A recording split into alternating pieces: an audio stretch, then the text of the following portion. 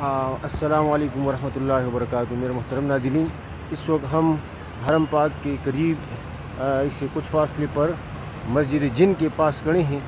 یہ وہ مقام ہے جہاں پر حضور علیہ الصلاۃ والسلام اپنی مکہ کی دور میں تشریف لائے تھے، اور ایک رات حضور علیہ الصلاۃ والسلام نماز میں قرآن پڑھ رہے تھے کہ اس موقع پر جنات کی ایک جماعت گزر رہی تھی، اور ان کا واقعہ یہ ہے کہ ان کو جب حضور علیہ الصلاۃ والسلام پر نبوت کا نزول ہوا، وحی کا نزول ہوا، تو ان پر آسمان تک پہنچنا مشکل ہو گیا تھا۔ تو جنات نے سوچا کہ کچھ مسئلہ تو ہے، زمین پر کچھ ایسا واقعہ ہوا ہے جس کی وجہ سے ہمیں یہ مسئلہ ہے۔ تو انہوں نے ٹیمیں تشکیل دی اور انہوں نے مختلف علاقوں میں پر گئے اور ان کے حالات وہاں پر معلوم کیے۔ تو میرے عزیز دوستو، یہاں پر ایک جماعت گزر رہی تھی، حضور علیہ الصلاۃ والسلام اسی مقام پر قرآن پاک کی تلاوت کر رہے تھے نماز میں۔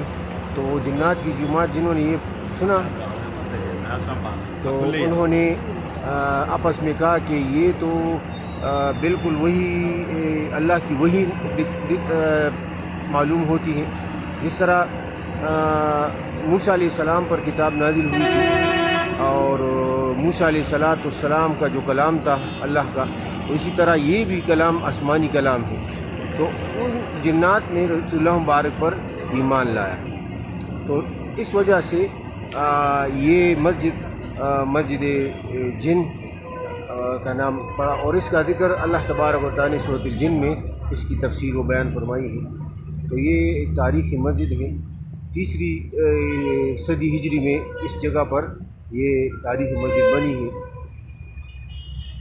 اور پھر سعودی عرب کے شاہ عبدالعزیز نے اس کو عصر نو پر جدید طرز پر تعمیر کیا۔ تو اس مقام پر یہ تاریخی مسجد ہے جہاں رسول اللہ مبارک نے نماز پڑھی ہے۔ انشاءاللہ ابھی ہم بھی اس میں داخل ہو رہے ہیں اور 2 رکعت نفل ادا کر رہے ہیں۔ اللہ تبارک و تعالی ہمیں اور آپ سب حضرات کو بار بار ان مقدس مقامات کی زیارت کی توفیق عطا فرمائے۔ اللہ جل جلالہ حرمین الشریفین کی زیارت ہم سب کو نصیب فرمائے۔ وآخر دعوانا الحمدللہ رب العالمین۔